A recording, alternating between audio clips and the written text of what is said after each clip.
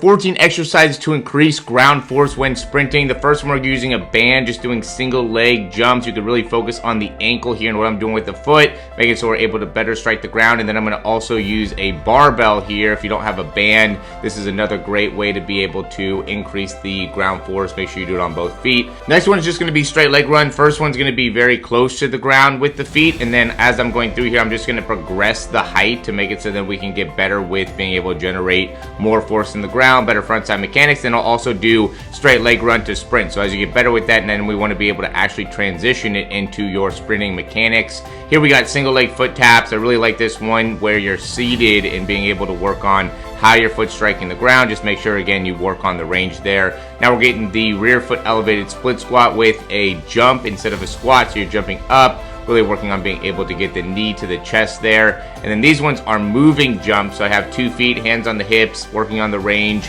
in the foot. A great way to be able to improve that ground strike. And then I'm also going to do it resisted here, again working on the height of the toes, have a barbell on the back to make it so then I can have a little bit of resistance there. And then we got single leg now with the moving jumps, really working on being able to land on the front part of the foot nice and quick. Same type of thing here, single leg broad jumps now, just getting the knee up, toe up, being able to land on the front part of the foot best that I can. And then B skips, I think this is a great one to be able to really make sure you're getting a great strike into the ground, land with that foot underneath you. Wall drills, another really good one, especially for acceleration. There's different variations here. We can go 3 steps quick, but we just want to make sure that as that foot's striking the ground, we're pulling back underneath, we're keeping that heel off the ground, and then as that leg comes through, make sure that we're getting the toe up.